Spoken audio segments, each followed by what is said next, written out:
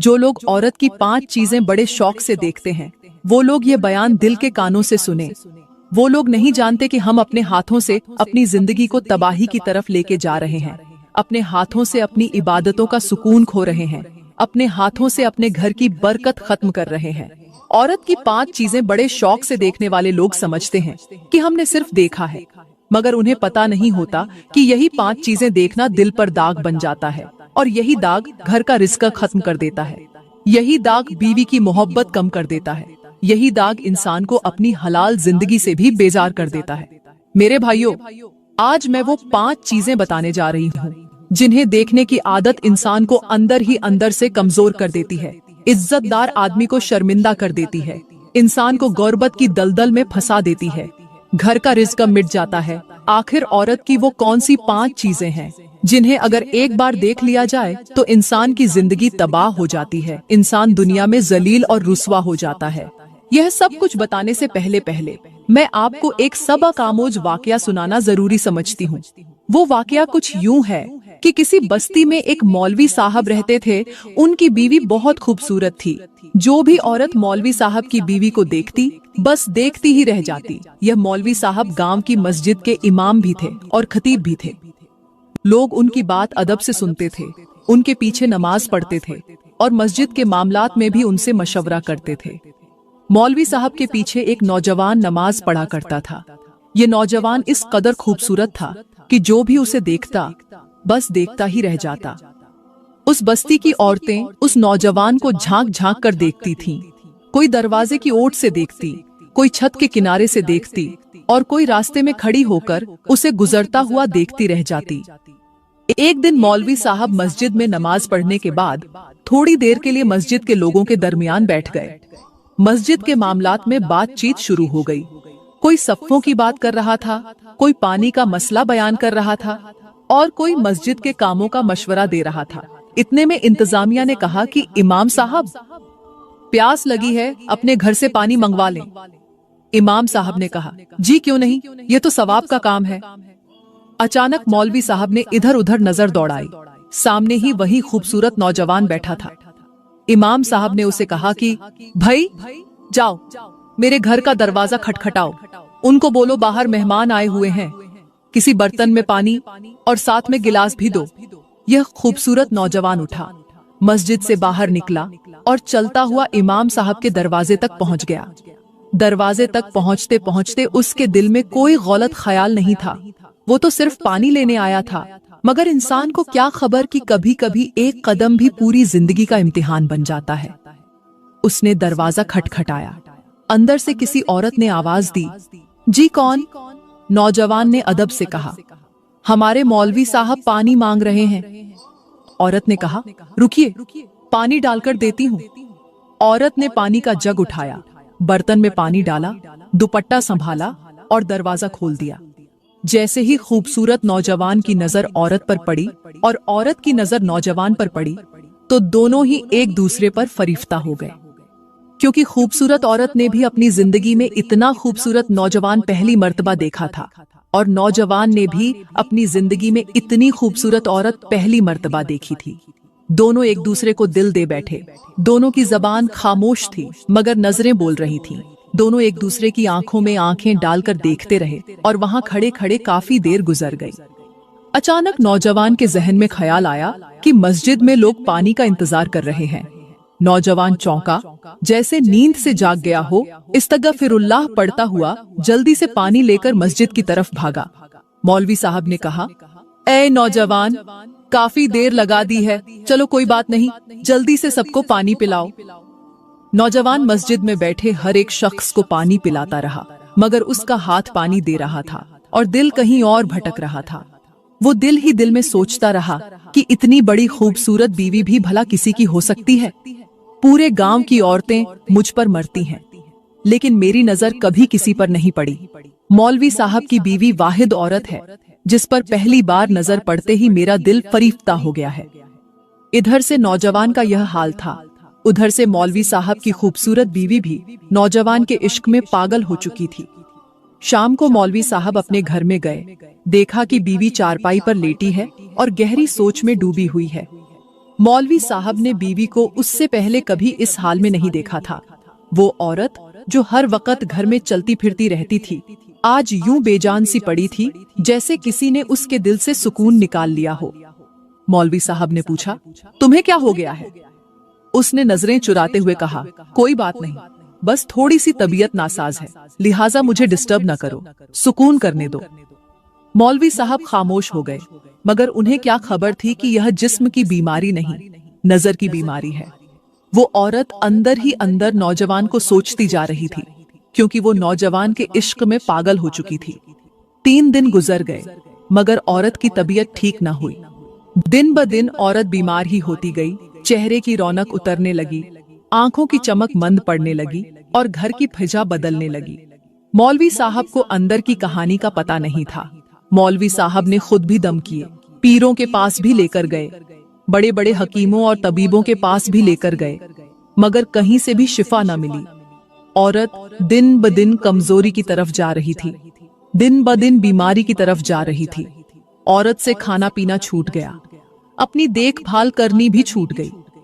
वो औरत जो कल तक अपने हुस्न को परी समझती थी, आज अपने ही दिल की आग में जलती जा रही थी। इधर से नौजवान का भी मस्जिद में आना बंद हो गया। 1 हफ्ता गुजरने के बाद मौलवी साहब ने पूछा, यारो, एक नौजवान हमारे पीछे नमाज पढ़ने आता था, वो आज कल कहाँ है? चलो उसके घर उसका पता करने चलते हैं। मौलवी साहब कुछ नमाजियों को साथ लेकर उस नौजवान के घर पहुंचे तो पता चला कि वो नौजवान भी 1 हफ्ते से बहुत ज्यादा बीमार है। उस नौजवान के बाप ने कहा, मौलवी साहब, 1 हफ्ता गुजर चुका है, हम दिन रात दुआएं मांग रहे हैं कि हमारा बेटा ठीक हो जाए। पता नहीं उसे क्या हो गया है, अचानक उसकी तबीयत खराब हुई है। किसी हकीम तबीब को समझ नहीं आई कि आखिर उसे क्या हो गया है। नौजवान बिस्तर पर पड़ा था, आंखें खुली थीं, मगर सुकून गायब था। चेहरा जर्द था, मगर दिल के अंदर कोई राज छुपा हुआ था। हकीकत तो कुछ और थी, लेकिन किसी को समझ नहीं आ रहा था कि आखिर मौलवी की बीवी और नौजवान एक ही दिन में बीमार कैसे हो गए। खैर, मौलवी साहब ने दुआ दी और वापस अपने घर चले गए। वक्त गुजरता गया, 1 महीना और भी गुजर गया। 1 महीना गुजर जाने के बाद तो मौलवी साहब की बीवी की हालत यह हो गई थी कि कोई पहचान भी नहीं कर सकता था कि यह वाकई वही खूबसूरत औरत है जो कभी हुस्न की शहजादी लगती थी। मौलवी साहब दिन ब दिन इलाज कर करके थक चुके थे। कभी मौलवी साहब उसे पार्क में लेके जाते, कभी दरबारों में लेके जाते, कभी किसी दरवेश के पास जाकर दुआ करवाते, मगर बिल्कुल भी फर्क न पड़ा। मेरे भाइयों, इश्क एक ऐसा रोग होता है, एक ऐसी बीमारी होती है जिसको लग जाए उसे फिर सलामत नहीं रखता। यह बीमारी जिस्म पर बाद में आती है, पहले दिल को खाती है, पहले सुकून छीनती है, पहले नींद बर्बाद करती है, फिर चेहरे की रौनक भी साथ ले जाती है। जब मौलवी साहब इलाज करवा कर थक चुका था तो अचानक मौलवी साहब के जहन में सोच आई कि क्यों ना मैं खुद ही इस्तिखारा कर लूं, जो कुछ भी होगा मेरी आंखों के सामने आ जाएगा। मौलवी साहब ने इस्तिखारे की दुआ पढ़ी और रात को सो गए। ख्वाब में मौलवी साहब ने क्या देखा कि हमारे घर के दरवाजे पर कोई पानी मांगने आया है और मेरी बीवी उसे पानी देने के लिए गई है, और वो दोनों एक दूसरे को जी भर के देख रहे हैं, और मौलवी साहब घर के अंदर खड़ा दोनों को देख रहा है। ख्वाब के अंदर यह सब कुछ देखने के बाद अचानक मौलवी साहब की आंख खुली। मौलवी साहब का दिल जोर जोर से धड़कने लगा, जिस्म पर कपकपी तारी हो गई और जहन में वही दिन घूमने लगा जब मस्जिद के लोगों ने पानी मांगा था। फिर मौलवी साहब को वही नौजवान याद आया जिसको मौलवी साहब ने कहा था कि मेरे घर से पानी लेकर आओ। मौलवी साहब को यकीन नहीं आ रहा था कि आखिर मेरी बीवी ऐसा कैसे कर सकती है, लेकिन मौलवी साहब नहीं जानते थे कि यह इश्क है, और इश्क का रोग भी ऐसा ही होता है, जिसे लग जाए उसे अपनी फिक्र से दूर कर देता है और आशिक की फिक्र के करीब कर देता है। मौलवी साहब को बीवी के मर्ज का पता चल चुका था। मौलवी साहब सुबह को नमाज पढ़ाने गए और जब वापसी पर आए तो बीवी के पास बैठकर कहने लगे, मैं तुमसे एक बात करना चाहता हूँ। बीवी ने कमजोर आवाज में कहा, वो कौन सी बात है? मौलवी साहब ने कहा, मुझे पता चला है कि आपको किसी से इश्क हो गया है, किसी की मोहब्बत आपके दिल में समा चुकी है। मौलवी साहब का इतना कहना ही था कि बीवी मौलवी साहब के कदमों पर गिर पड़ी, रोने लगी, गिड़गिड़ाने लगी और कहने लगी, खुदा के लिए मुझे माफ कर दो। यह बात सच है कि मुझे इश्क हो चुका है। अब मैं उस नौजवान के बगैर नहीं रह सकती। वो बार बार हाथ जोड़ती रही, आंसू बहाती रही और कहती रही, मुझे तुम छोड़ दो, मैं उस नौजवान के साथ जिंदगी गुजारना चाहती हूँ। मौलवी साहब यह सुनकर अंदर से टूट गए। जिस बीवी को वो बीमारी समझकर हकीमों के पास ले जा रहे थे, वो तो किसी और के इश्क में जल रही थी। मौलवी साहब दीनदार आदमी थे, इसलिए उन्होंने शोर नहीं किया, गाली नहीं दी, हाथ नहीं उठाया, बस खामोशी से अपनी टूटी हुई इज्जत को दिल में दफन कर लिया। 2-4 दिन तक बीवी मुसलसल इसरार करती रही कि अब मुझे छोड़ दो, मुझे जिसके साथ इश्क है मैं उसी के साथ रहना चाहती हूँ। आखिर मौलवी साहब ने भी दिल पर पत्थर रखकर फैसला कर लिया कि अब बीवी को तलाक ही दे देनी चाहिए, और वैसे भी उस औरत से मेरी कोई औलाद नहीं हो रही, लिहाजा मुझे उसे तलाक देकर किसी और औरत से शादी कर लेनी चाहिए। मौलवी साहब दिल ही दिल में सोचते रहे, मैंने तो यह समझा था कि यह वफादार बीवी है, औलाद नहीं भी हुई तो क्या हुआ, वफादार तो है। मगर जब यह खुद मुझे छोड़ने पर आ गई है, जब उसके दिल में मेरे लिए जगह ही नहीं रही, जब उसकी निगाहें किसी और के रास्ते पर लग चुकी हैं, तो फिर उसे जबरदस्ती रोककर मैं अपने घर को कब्र क्यों बनाऊं? मौलवी साहब ने उस औरत के माँ बाप को बुलाया, सारी कहानी सुनाई, अपने दिल का दर्द बयान किया और साथ ही तलाक दे दी। अब मौलवी साहब का घर वीरान हो चुका था। वीरान घर में बैठे मौलवी साहब दिन रात रोते थे, कहते थे कि आखिर मेरी बीवी को क्या हो गया, उसने मेरी जिंदगी भी बर्बाद कर दी और पता नहीं आगे उसके साथ क्या होगा। खैर, मौलवी साहब ने अपनी खूबसूरत बीवी को भुला दिया, अपने दिल के जख्म को अल्लाह के हवाले किया और नई मंजिल की तरफ चल पड़े। यह कहानी घर से बाहर निकली, पूरे गांव में फैल गई। लोगों को मौलवी साहब पर तरस आने लगा कि आखिर हमारे इमाम साहब को इस कदर परेशान क्यों किया गया। एक दिन मौलवी साहब मस्जिद में नमाज पढ़ने के बाद दुआ के दौरान रो पड़े, कहने लगे, या अल्लाह, तू ही करीम है, तू ही रहीम है, तू मेरी दुआ से लोगों के घरों को आबाद कर सकता है, मेरे मौलवी के घर को आबाद क्यों नहीं कर सकता। मौलवी साहब की आंखों से आंसू निकल आए। मस्जिद में बैठे लोग भी खामोश हो गए। किसी की हिम्मत न हुई कि इमाम साहब के रोने के दरमियान कोई आवाज निकाले। अभी दुआ खत्म ही नहीं हुई थी कि उस इलाके का एक बहुत बड़ा चौधरी बैठा था। वो खड़ा होकर कहने लगा, इलाके वालों, आज से आपका इमाम मेरा दामाद है और मैं अपनी बेटी का निकाह मौलवी साहब से करना चाहता हूँ। मैं मौलवी साहब को इस तरह परेशान नहीं देख सकता। मेरे भाइयों, फिर ऐसा ही हुआ। चौधरी ने अपनी बेटी का निकाह मौलवी साहब के साथ कर दिया। कुछ ही दिनों के बाद मौलवी साहब का घर एक बार फिर जन्नत का टुकड़ा बन गया। यह चौधरी की बेटी मौलवी साहब की इस कदर खिदमत करती थी, इस कदर इज्जत करती थी, इस कदर दिलजोई करती थी कि मौलवी साहब को यूं लगता था जैसे मैंने शादी भी अभी की है, जैसे मेरी जिंदगी में बहार वापस आ गई है, जैसे मेरे घर की वीरानी को अल्लाह ने रहमत से भर दिया है। वो औरत मौलवी साहब के दुख को समझती थी, उनकी इज्जत को अपनी इज्जत समझती थी, उनके आंसुओं को अपनी दुआ बना लेती थी और मौलवी साहब का दिल दिन ब दिन सुकून पाने लगा। यूं लगता था जैसे उसका घर वाकई जन्नत का टुकड़ा बन चुका हो। और उसी साल अल्लाह ने मौलवी साहब को एक खूबसूरत बेटा अता किया। अब दूसरी तरफ ये खूबसूरत औरत जैसे ही तलाक लेकर अपने घर पहुंची तो उसने फौरन ही नौजवान के घर पैगाम पहुंचवाया कि जल्दी से रिश्ता लेकर मेरे घर में पहुंचो। उसके दिल में एक ही जिद थी कि अब मैं उसी नौजवान की होकर रहूंगी जिसके लिए मैंने अपना बसा बसाया घर छोड़ दिया। उस नौजवान ने अपने माँ बाप को बोला कि मुझे किसी से इश्क हो गया है, लिहाजा मैं उससे शादी करना चाहता हूँ। माँ बाप यह बात सुनते ही परेशान हो गए, कहने लगे, शायद तुम बीमार भी इसी वजह से हुए थे, लिहाजा यह बताओ किसकी बेटी है।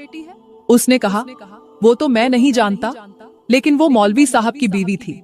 जैसे ही उसका मुंह से इश्क हुआ, उसने अपने शौहर से तलाक ले ली। अब वो मुझसे शादी करना चाहती है। माँ बाप ने पहले तो सख्त इनकार किया, कहने लगे, बेटा, जो औरत अपने पहले शौहर का घर छोड़ आई है, कल को तुम्हारे साथ भी क्या करेगी। मगर नौजवान इश्क में अंधा हो चुका था, न माँ की बात सुन रहा था, न बाप की नसीहत समझ रहा था। फिर बाद में मरते क्या न करते, बेटे की मजबूरी को देखा, बेटे के दिल को देखा, तो माँ बाप ने भी उस तलाकशुदा औरत से शादी का फैसला कर ही लिया। कुछ ही दिनों के अंदर बातचीत हो गई, रिश्ता तय हो गया और शादी भी हो गई। यह नौजवान अपनी महबूबा से शादी करके उसे अपने घर लेकर आया। घर में बज़ाहिर खुशी थी, मगर तकदीर खामोश खड़ी थी। अल्लाह का करना ऐसा हुआ कि सुहाग रात ही नौजवान को दिल का दौरा पड़ा और वो वहीं इंतकाल कर गया। शादी की पहली रात थी, नौजवान का इंतकाल हो गया, क्योंकि मौत का पता नहीं होता, कहीं भी आ सकती है। चंद लम्हे पहले जिस घर में दुल्हन के आने की खुशी थी, उसी घर में जनाजे की तैयारी शुरू हो गई।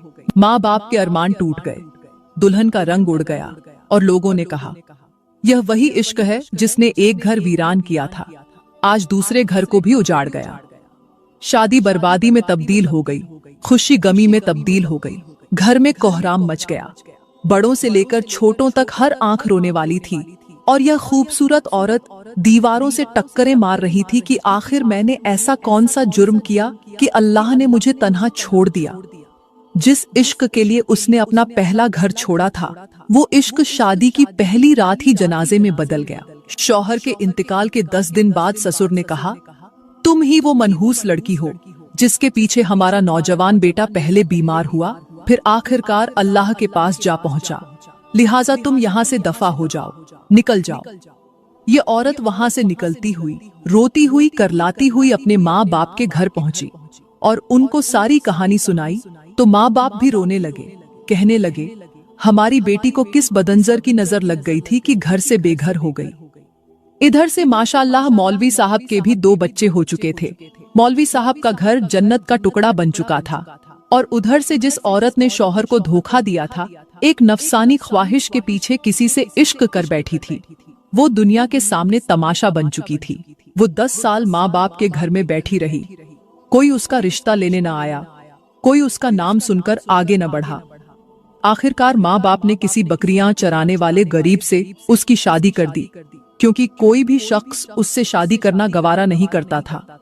लोग कहते थे कि जिसने अपने हंसते बसते घर को ठुकरा दिया, वो हमारा घर कैसे बसा सकती है, जिसकी वजह से उसका नौजवान शौहर फौत हो गया, हम ऐसी औरत को अपने घर में कैसे ले आए।